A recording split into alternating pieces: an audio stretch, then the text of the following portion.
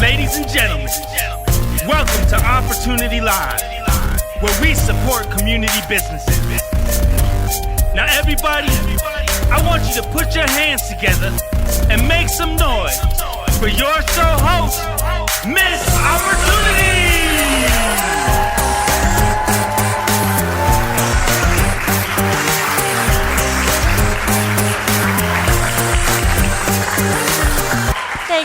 Thank you. Welcome back to Opportunity Live. Once again, I am your show host, Miss Opportunity. Make some noise, y'all. All right, now, if this is your first time here, this platform was created so we can actually support businesses and everyday creatives like yourselves. Today, what we're going to be talking about is unity. As we were coming into the new year of 2019, we talked to multiple entrepreneurs and different creatives. One conversation kept coming up is that being an entrepreneur is hard. You don't get the support that you would need to, you don't get the financial support, the regular everyday support, and the mindset that you need. So we always try to figure out what can we do to actually keep these businesses maintained? What can we do to actually take these businesses to the next level? Because one thing that we all are guilty of is supporting a label, supporting a brand, supporting a symbol that doesn't support us back. So we actually want to have that conversation today and find out different ways that we can actually make that happen without feeling like we're giving up something. Y'all understand where we're coming from today? Yeah. All right, well, let's get into it. The first person that I'm actually gonna bring up is actually my sister. This past Sunday, me and Nyreesha was having a conversation during her self-love yoga treatment that she does. And we were talking about honesty. When it comes to business, the biggest problem is the person that you're working with is not always necessarily honest about their status, honest about what their business represents. Hey, even honest about what's in their product. Sometimes you gotta go do the research, Google it, be like, this is not what that really means, sir, ma'am, what is this? So let's go ahead and bring our first special guest up, which is Nyreesha. Make some noise.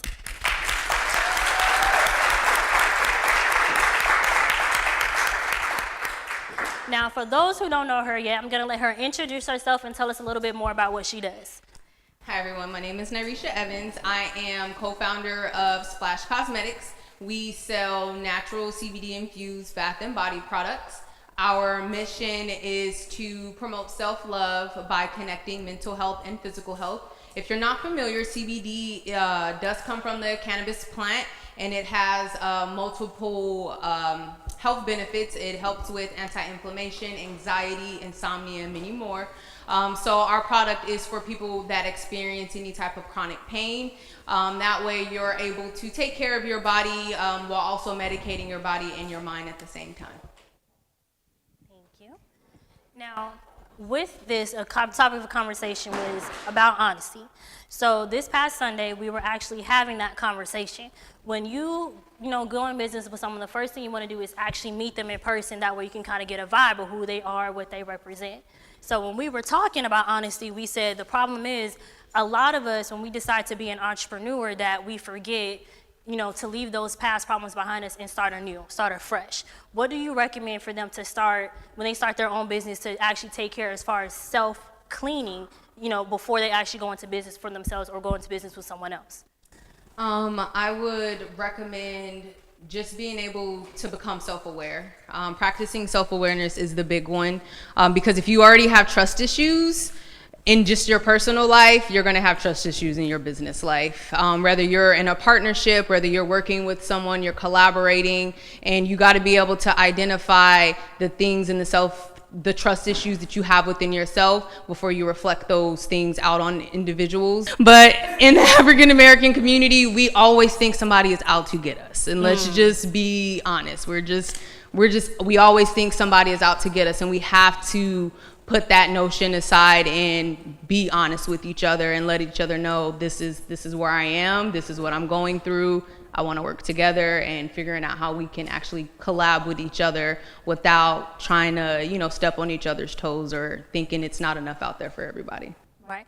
That's one of the things I also want to touch on too. When you're being honest about your situation, you don't necessarily have to give everyone your past story. You don't have to do that, but you do have to be honest where, especially when it comes to business, let that person know that, hey, I'm not in that position right now to pay this amount. I'm not in that position right now to do this, that, and the third. It is okay to admit, this is where I'm starting from. I don't know everything. I don't have a degree in everything. How can we work together to be building? Because when you go into business, or if you go into like LA, if you go to New York and stuff like that, it's a fast-paced city. So by you not being accountable for what you're offering, especially in business, that can really destroy you. And also it hurts the other person. So be self-aware and actually be honest about where you are at in life. Because I'm gonna be honest, I'm gonna give you guys a story. When I first started this business, I didn't have a lot to my name. I actually met our director, Martez, 2 years or a year and a half prior to actually launching this. So I was like, what would you charge me for this? What would you do for this? And I think he just made up a price, honestly. He just said something random. And I was like, whoo, that's a lot for what I'm trying to do. But he says, if you actually work with it, if you're really serious about it, we can make that happen. So when people are building these type of relationships and they first start, what do you think some questions they should ask the next person before starting that business? I think, and this is actually something that I'm currently working on, I think first just being able to fill that person out before you know, even just try to have a type of business conversation, figure out where their mind is, see what type of person they are first. And if you vibe with that person, if at that point you vibe with that person, and I actually just did this today because I need a videographer and we are bootstrapping everything. We don't have any money. We have full-time jobs that is supporting our business. Just, we're talking about honesty here, so I'm being honest. And so being able to find people that are willing to use their crafts and their expertise and being able to say, hey, I don't have any money right now, but when my business is going to make it, because it will, at that point, I got you.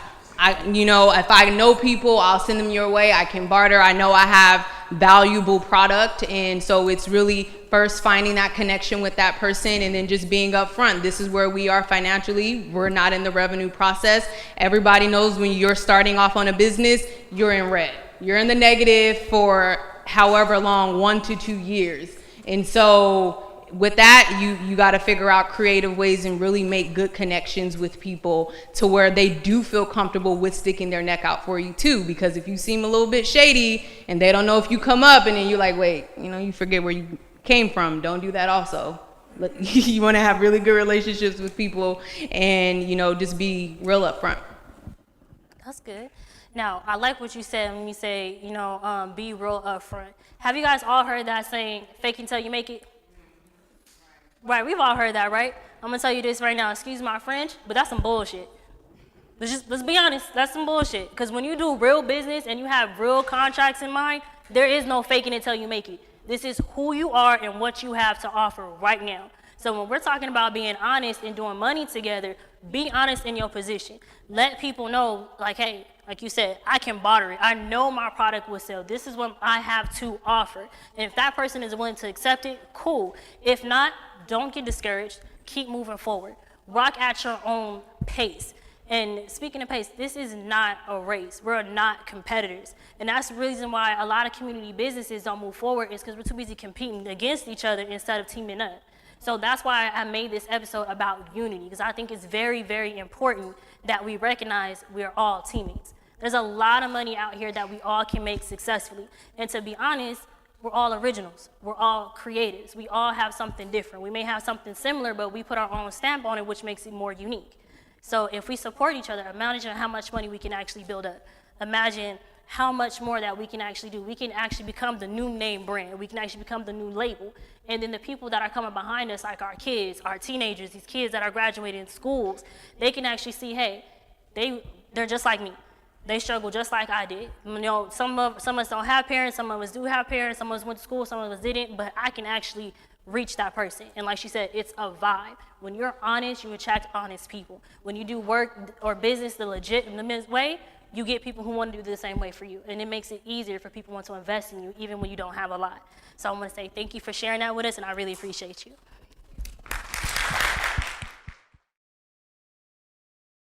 Opportunity Live Episode 6 was sponsored by CEO Aaron Siegel of Foz Entertainment. Welcome back to Opportunity Live. I'm your favorite lady, Miss Opportunity, and joined with me today is Fulani Malik, and we're currently here in his workstation. He's going to tell us a little bit about the things that he creates and some of the things that he does also. I am Fulani Malik. I am an alchemist. I am a metaphysical practitioner. I am Fulani Malik. I am an alchemist. I am a metaphysical practitioner.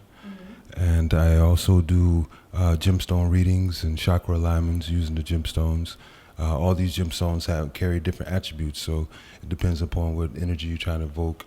And then I can be an assistance or aid to pull those attributes out or what you're trying to invoke. Okay, cool. Now, with our last special guest that we were talking to, we were talking about honesty. Now, when it comes into being in relationships or being in partnerships and stuff like that, what gems can actually help lead prosperity, love, and things like that in the relationships? Well, first of all, we can start off with rose quartz. Rose quartz is the ultimate love stone, so it's going to encourage the energy of love into the atmosphere. So that way, that'll be the focus point. So, and then another one is hematite. Hematite is a good bonding stone. It's a good love bonding stone. Help with determination and being focused. So that allow you to focus on the actual relationship that you're having. So it just all depends on individuals, what they're actually trying to invoke. Okay. That's understandable, because when it comes to relationships, one thing that we were talking about when I first met you was that there's so many energies, and you were telling me how each stone can bring out those different energies. So when it comes to relationship, what is some of the feminine energy that we need to recognize as a woman? Because if I'm a strong woman and I'm trying to attract a strong male, what kind of energies do I need to look for? What kind of characteristics? Well, first of all, we need to understand that we are one with this universe, and we are being created as universal twins. So that requires the attributes of the feminine energy and the masculine energy, and it is created to feed off of the energies of each other. It's an inward, outward, yin yang. Everything in the universe is created off the masculine and feminine energy. So first of all, you have to understand your feminine energy in order to be able to attract the opposite. And that's how it starts from there. It's just learning the attributes, the natural attributes of feminine energy. Also the natural attributes of masculine energy. And then that's how we can start to build the bond. Okay, and what are some of the attributes of feminine energy? Can you give me some examples? Some of the attributes of feminine energy is like unconditional love, nurturing, being very tender, being allowing, which is us to be receptive to the masculine energy, very sensitive. Those are some of the qualities. There's so many to draw off of, and it'll take us a minute to draw off of them, but those are some of the natural feminine energies. Okay. Now, those are pretty common too, but in this generation, with women always having to play a masculine role, what are some of the negative energies that you see that we have today? Well, I'd say, first of all, start off with some of the qualities of masculine energy. Some of the qualities of masculine energy, first and foremost, is responsibility, being responsible, being protective, being supportive, being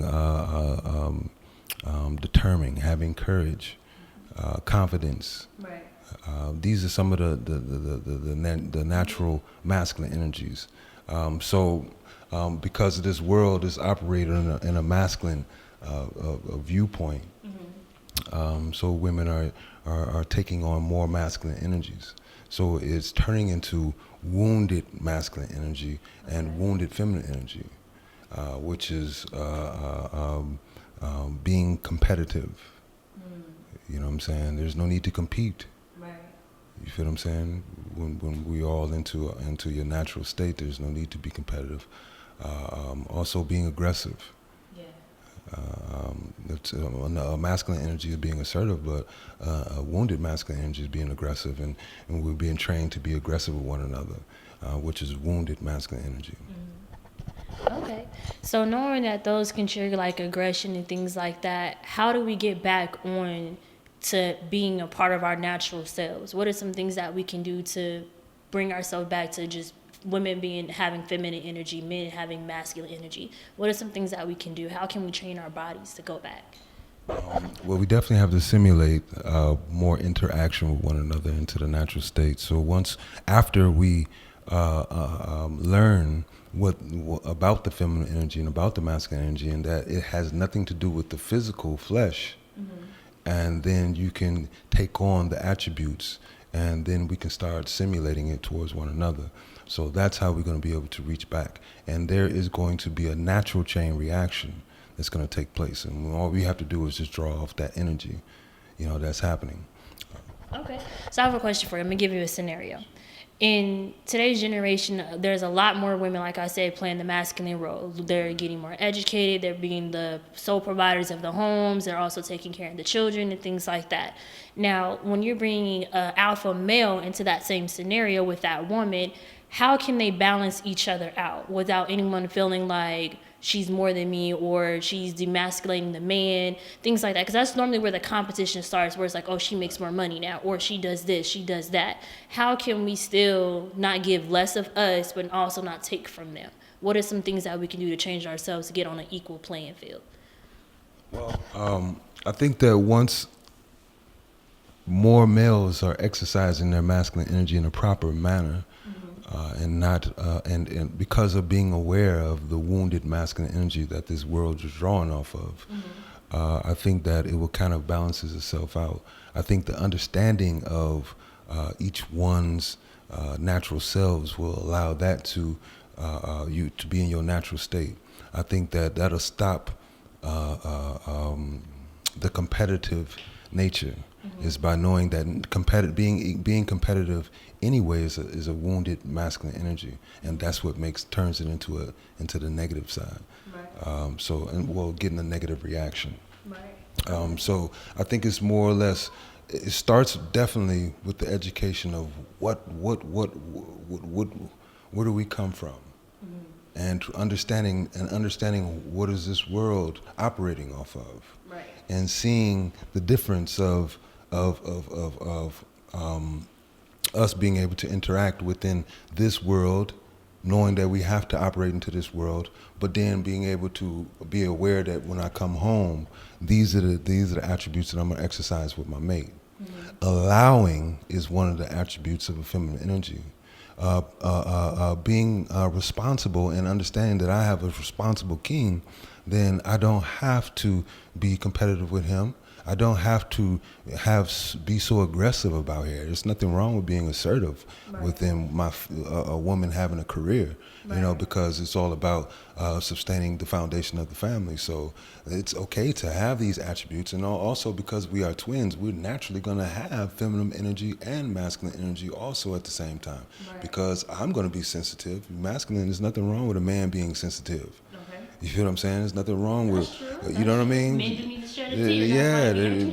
Yes, indeed. So there's nothing wrong with us exercising the different attributes of the feminine energy and the masculine energy. We just need to understand how to interact with one another and where we're coming from. Create the balance right there. We have to create the balance with our understanding. Right. I like what you said about there, creating that balance, because once you do gain an understanding of who I am, who you are, what we want to do together, it makes things a lot easier. And then it makes the communication a lot easier.